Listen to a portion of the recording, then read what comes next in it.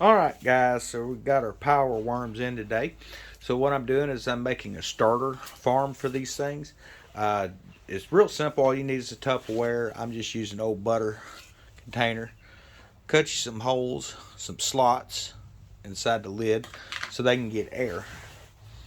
And what I've placed in the bottom of this is just some rolled oats. These are not set up with sugar and stuff like that. It's just rolled oats. You can pick them up at any feed store. Walmart sells them in the food aisle, stuff like that. So you put your layer in there.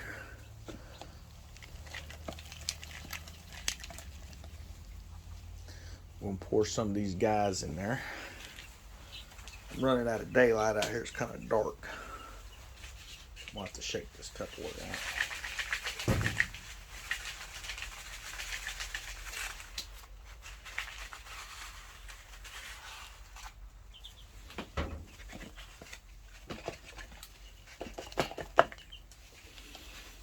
All right.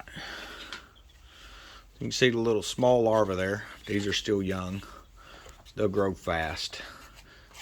And as these get bigger, you just use larger Tupperware and you'll feed these directly to your birds. You can use the oats to start with, but if you want to start adding like a lot of nutritional value to it, you're going to use apple slices and different things like that you'll add to them, which just really increases the nutritional value on these things. I found a few videos online. People are raising these, so I figured we'd give it a try because, you know, the chickens, they like stuff like this, but it's not exactly cheap or sustainable having to buy all this at the store all the time. Okay, so that's got that.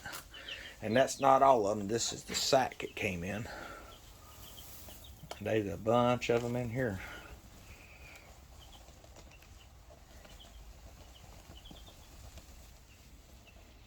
I'm going to definitely keep this little sack. Let's make a good foraging sack for when I go out into the woods and find some stuff. No, I have still a bunch of them in here.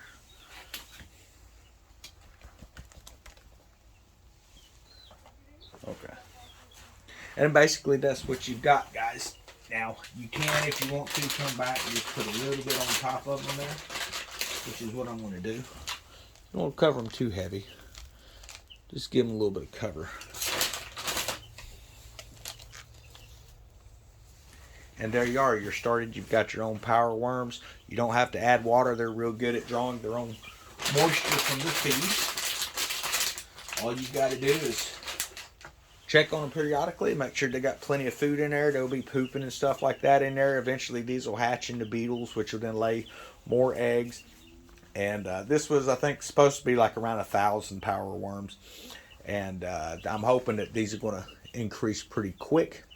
We'll just see how it goes. I mean, it seems like one of the easiest ways to raise, you know, it's not going to feed a bunch of chickens, but it does work for snacks and things like that for your flock. So this will really definitely cut back on having to buy, you know, either the power worm, as some people call it, or I don't know. They have different names for these things, but that's what I've always heard them referred to as a power worm. So you'll get a few little stragglers here.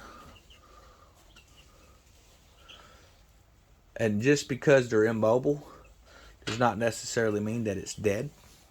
When they get immobile, they could just be getting close to molting, which I think is what some of these are going to do. So what they'll do is they'll molt and they'll get a little bit larger. Then they'll molt and they'll get a little larger. And eventually they'll turn into a beetle. But that's all there is to it. We'll put our lid on here. You want to keep those someplace that's not too hot. You don't really want it freezing either. So we'll keep them out here in the shed. And they should do fine sitting in here. So hope everybody enjoyed the video. As I find more tips and things like that to help out with, you know, dealing with your flocks and adding little special treats and stuff, I'll make sure to update videos. Everyone have a great evening.